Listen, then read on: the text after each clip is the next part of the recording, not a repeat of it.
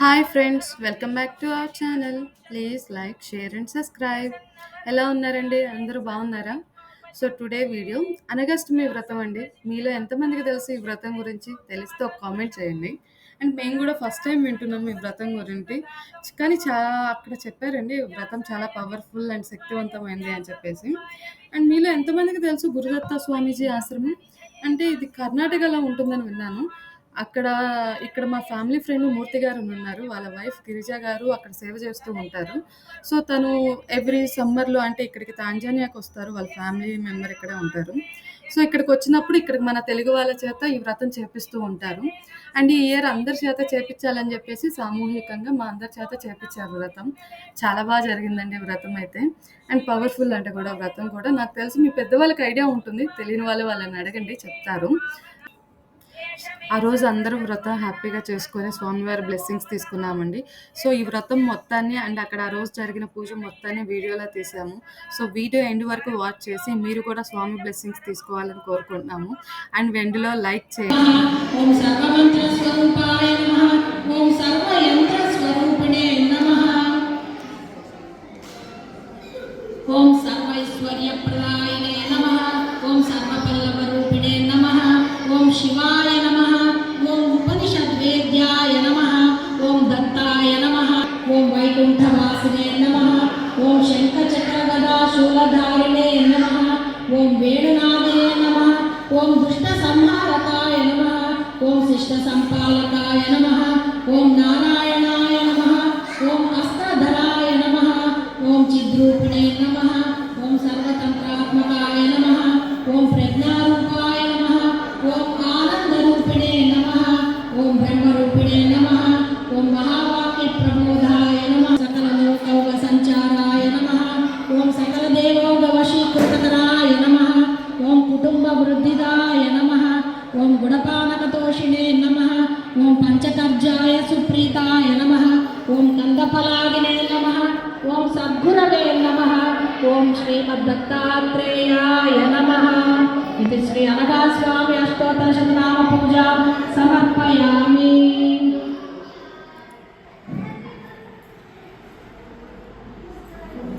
ఇందులో ఒక నామం వచ్చింది చూడండి. ఆ బ్రహ్మ జన్మ దోషోగ ప్రణాశాయ నమః అని. దత్తాత్రేయ స్వామి ఆ జన్మ అంటే మన ముందు జన్మలు మనం ఏం తెలిసి తెలియక చేసిన తప్పులు పాపాలన్నీ ఓం శరత్నమూపాయ నమః. ఓం యోగ సంపత్కరాయ నమః. ఓం అష్టాంగగమ్యాయ నమః. ఓం పూర్ణానంద పుష్పతే నమః. ఓం ద్వాదశాక్షరమంత్రస్థాయ నమః. ఓం ఆత్మసాయుజ్యరాయ నమః.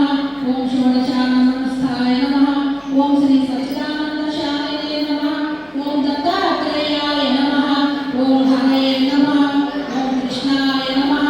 ఓం ఉన్మత్తాయ నమః. ఓం ఆనందదాయకాయ నమః. ఓం దిగంబరాయ నమః. ఓం మునయే నమః. ఓం బాలాయ నమః. ఓం పిశాచాయ నమః. ఓం జ్ఞానసాగరాయ నమః. ఓం ఆ బ్రహ్మ జన్మ దోషౌగ ప్రణాశాయ నమః. ఓం సర్వోపకారిణే నమః. ఓం మోక్షదాయినే నమః. ఓం రూపిణే నమః. ఓం భగవతే నమః. ఓం దత్తాత్రేయాయ నమః. ఓం స్మృతిమాతృసుతుష్టాయ నమః. ఓం మహాభయ నివారిణే నమః. ఓం మహాజ్ఞానప్రదాయ నమః. ఓం చిదానందాత్మనే నమః. ఓం బాలోన్మత్త పిశాచాదివేషాయ నమః. ఓం మహాయోగినే నమః. ఓం అవధూతాయ నమః. ఓం అనసూయానందనాయ నమః. ఓం అత్రిపుత్రాయ నమః. ఓం సర్వకామ ఫలానీక ప్రదాత్రే నమః. ఓం ప్రణవాక్షరవేద్యాయ నమః. ఓం భవబంధ విమోచినే నమః. ఓం హ్రీం బీజాక్షరపారాయ నమః. ఓం ఓం బీజజపతుష్టాయ నమః. ఓం సాధ్యాకర్షణదాయనే నమః. ఓం సౌర్బీజప్రీతమనసే నమః.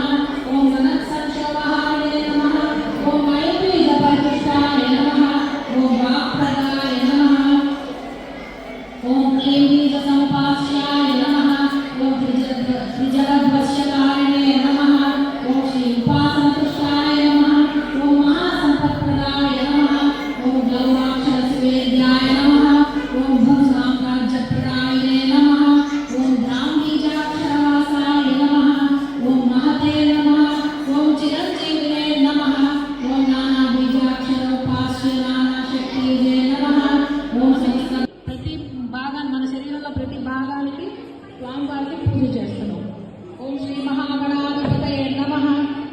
पूजयामि। एकदन्ताय नमः। गुल्फौ पूजयामि। शूर्पकर्णाय नमः। जाननी पूजयामि। विघ्नराजाय नमः। जंघे पूजयामि। आकुवाहनाय नमः। पूरु पूजयामि। हेरम्बाय नमः। कटिं पूजयामि। लंबोदराय नमः। उदरं पूजयामि। गणनाथाय नमः। नाभिं पूजयामि। गणेशाय नमः। हृदयं पूजयामि।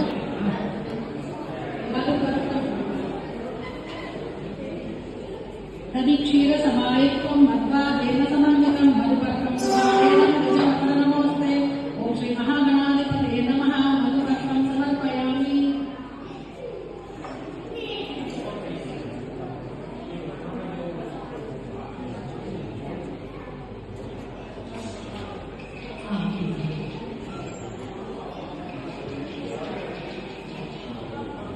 ఇప్పుడు పంచామృతం చూపించి వదిలేయండి.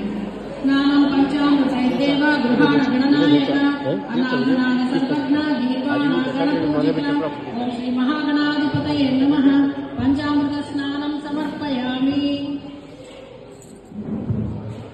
శుద్ధోదక స్నానం pure water. Please offer pure water. గంగాది సర్వతీర్థేభ్యः అహృతైర్మలజలైః స్నానం కురుష్వ భగవన్ ఉమాపుత్ర నమోస్తుతే. ఓం శ్రీ మహాగణాధిపతయే నమః. శుద్ధోదక స్నానం సమర్పయామి. మంచినీళ్ళు చూపించి వదిలేయండి. వస్త్రయుగ్మంకి అక్షతలు వేసి దండం పెట్టుకోండి. అక్షతలు సమర్పణ చేయండి.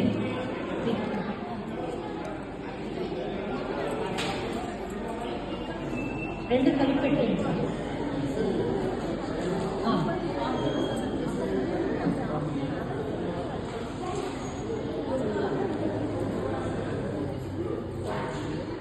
రక్తవస్త్రద్వయం చారుదేవయోగ్యం చ మంగళం శుభప్రదం గృహాణత్వం లంబోదరహరాత్మజ.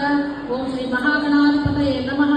వస్త్రయుగ్మం సమర్పయామ్యనగస్యేహ వాయుకోణస్థితః పుత్రః ప్రాకామ్యాఖ్యాసనోవతు. అష్టదళ పద్మే వాయువ్యదళే కలశే ప్రాకామ్య దేవతాం ఆవాహయామి స్థాపయామి పూజయామి. స్వేచ్ఛా సంచారియను అవధూత గురువైన అనగస్వామి యొక్క పుత్రుడు వాయువ్య కోణమునందున్నవాడగు ప్రాకామ్యాఖ్యుడగు పుత్రుడు మమ్ము రక్షించుగాక.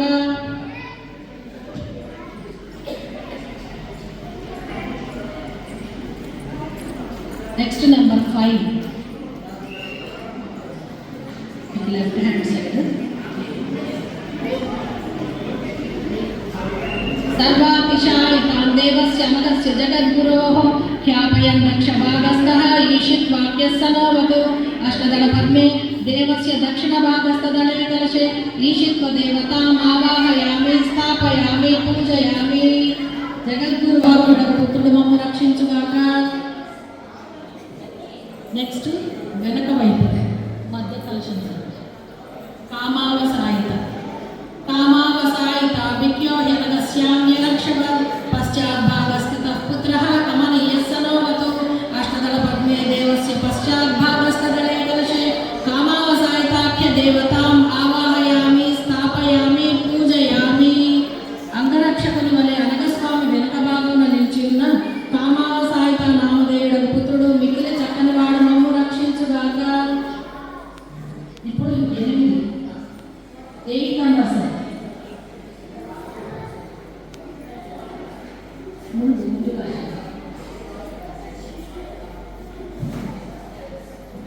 పురస్కార గద్వంద్వా పాదశీర్షే వ్యవస్థితః మహిమాఖ్య మహాకార్యకారీ పుత్రస్సనోవతు. అష్టదళ పద్మే పురస్కారదళే కలశే మహిమాఖ్య దేవతాం ఆవాహయామి స్థాపయామి పూజయామి. స్వామికి ముందుగా ఉన్న పాదముల చెంత నిలిచి మహాకార్యములు చేయుచు మహిమాఖ్యుడ పుత్రుడు మమ్ము రక్షించుగాక. ఈయన కూడా మహాకార్యాలంటే మనం చేయలేని కార్యం, మనం చేయలేము అనుకున్న కార్యాలన్నీ కూడా ఈయన చేస్తారు. మహాకార్యం చేసే స్వామి ఈయనకు మీరు దండం పెట్టుకోండి. మీకు కాలేదు కావు అనుకున్న పనులన్నీ అవుతాయి. ఇప్పుడు స్వామి మీ దత్తాత్రేయ స్వామి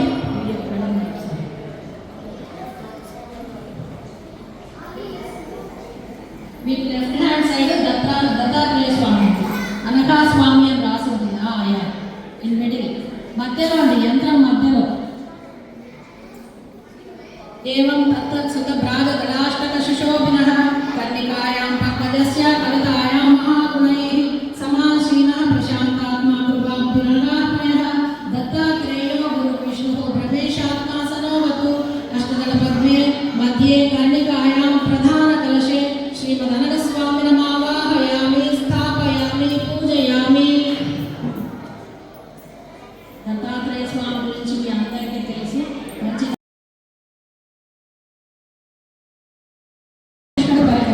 ఆ దత్తుడు సర్వలోకములకు క్షేమం కలుగుటమే నిత్యము మనోవాక్కాయ కర్మములను శుభప్రదమైన తపస్సు చేశాడు. చేతులు పైకెత్తి కళ్ళు తెలియించి భూమధ్యభాగంలో దృష్టి నిలిపి శిలవలే గోడవలే కట్టవలే నిశ్చలంగా నిలిచి 3000 దివ్య సంవత్సరాలు బ్రహ్మోత్తరమని తపస్సు చేశాడు. అట్లు ఊర్ధ్వరేతస్కుడై రెప్పపాటు లేకుండా యోగ సమాధిలో ఉండగా మాహిష్మతి ప్రభువు కార్తవీర్యార్జునుడు ఒంటరిగా వచ్చి రాత్రి పౌరులు ఏమర్పాటు లేకుండా వినయంతో శుశ్రూష చేశాడు. ఒళ్ళు వదుచు మనసులో తలచిన సపర్యాలని చేయించు ఆ రాజు అన్ని నియమములను దృఢమైన సంతృష్టితో ఆచరించాడు. అప్పుడు దత్తుడు తేజస్శాలి అయిన రాజుకు 4 వరములను ఇచ్చాడు. అతడు 1000 చేతులను తన మొదటి వరముగా కోరాడు. అధర్మమున కాలు పెట్టినచో సత్పురుషులు తను నివారించగలరు. ఇది 2వ వరం. 3వది ధర్మయుక్తమునందు భూమినంతటినీ గెలిచి ధర్మయుక్తముగా పాలన చేయగలరు. 4వది అనేక యుద్ధములలో వేలకు వేల వీరులను గెలిచి తనకు అందరికన్నా మిన్నైన వీరులతో యుద్ధము చేయుచుండగా మరణము సంభవించవలను అని కోరాడు.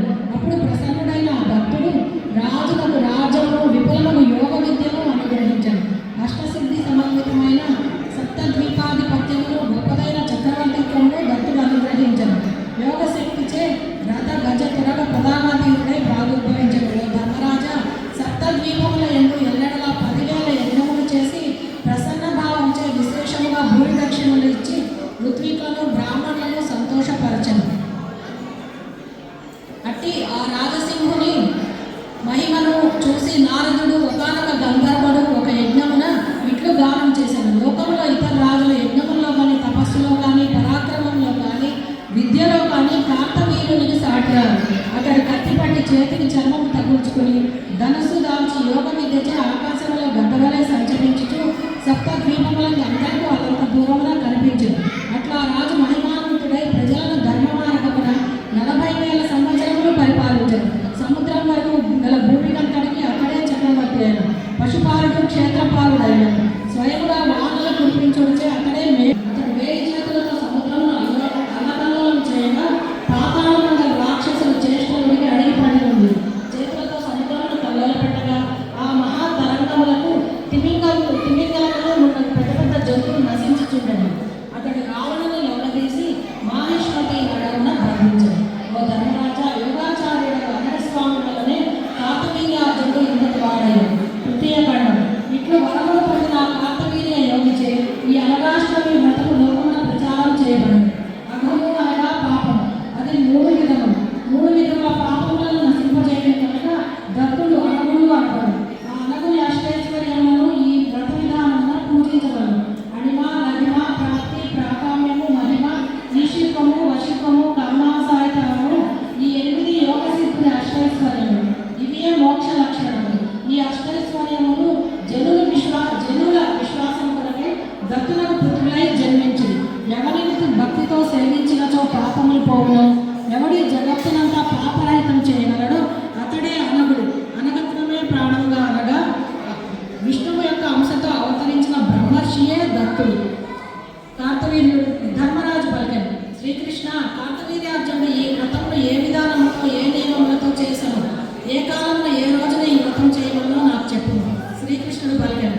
మార్గశిర మాసమున కృష్ణపక్షమున అష్టమి నాడు అష్టపుత్రులను దర్భలతో బొమ్మలుగా చేసి ప్రశాంతములైన ఆ మూర్తులను పీఠంలో స్థాపించవాలి. ఆ రాజు అన్ని నియమములను దృఢమైన సంతృష్టితో ఆచరించాడు.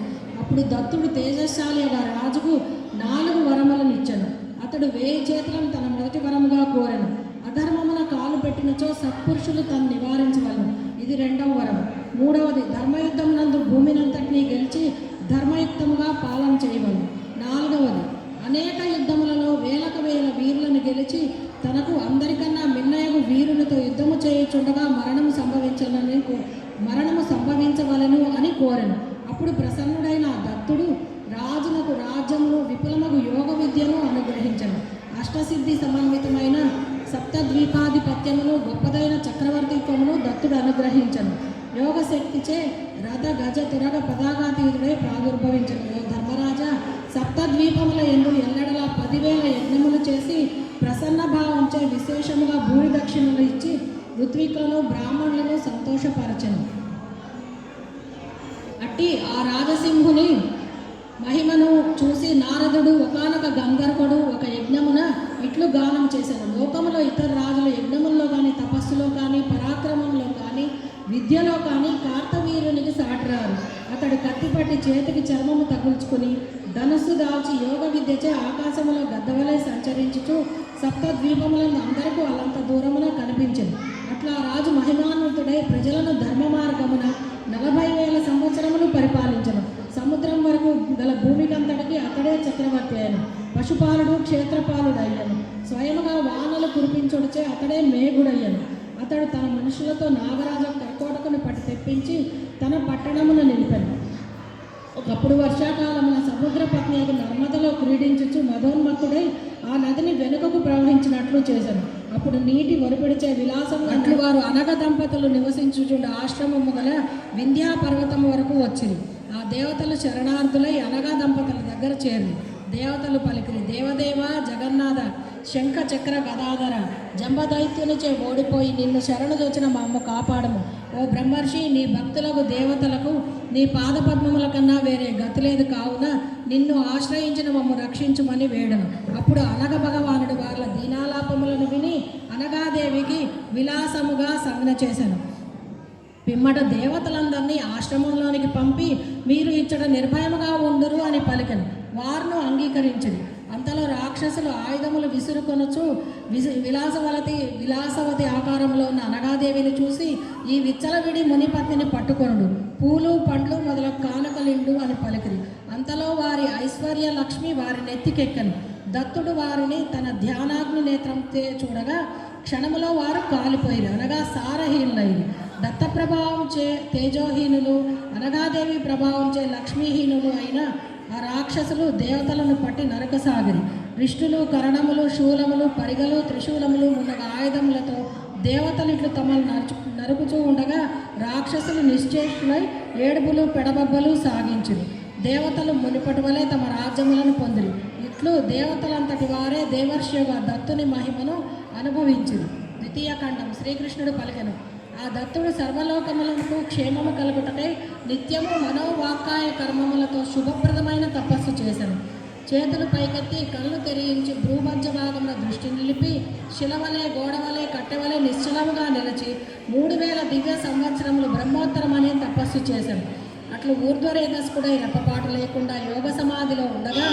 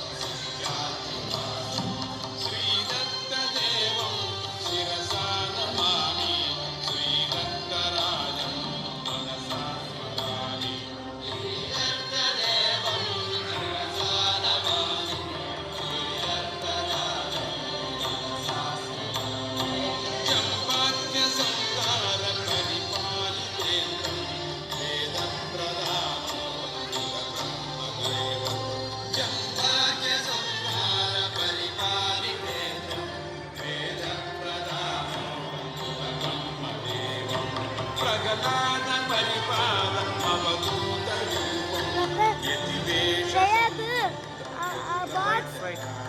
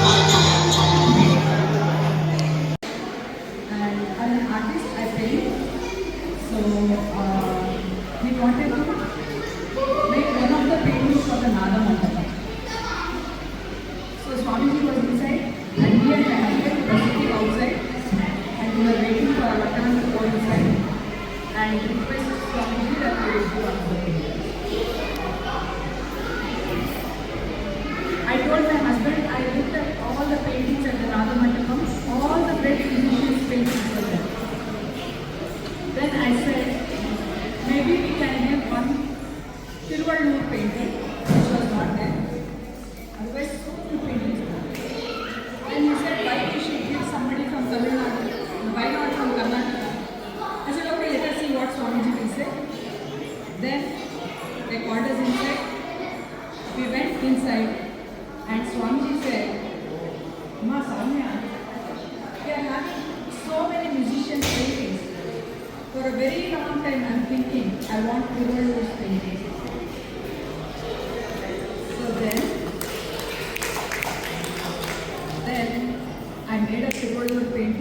6 feet by 4 feet.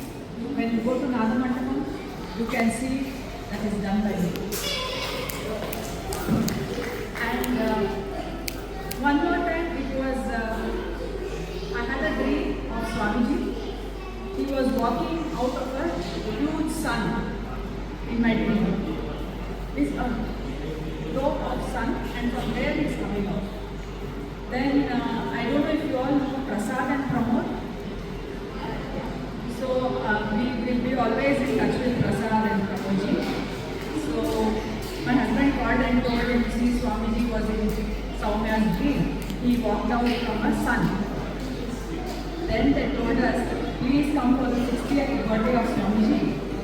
And on that day, they are having the number 6 and that 0, which will be full of light, from which Swamiji will walk out. This is, I think, 15 years back, I believe. Yeah? He is now 7 years. Now 84. Now there is 60th birthday. That is 24 years back, I am telling you this story. So then we went to the 60th birthday, and it was just like how I had seen in my dream. I did the Karasiddhi Hanuman Vrata. Okay, that 15 days of keeping the nariyal, tying coconut, and then doing the pradakshina for Hanuman, and doing the 108 japa of Tamasvit Karasiddhi, that mantra. Every day 108 I do japa, and then whatever I have achieved is because of like they were saying, you stay for prasadam. I was saying, wherever I eat, I am eating Swamiji's prasadam only. So thank you very much and all the best. I am so happy it is happening in Dar es Salaam. Maybe I would say this is one of my happiest days today. I consider all the devotees of Swamiji as my own family. Thank you so much.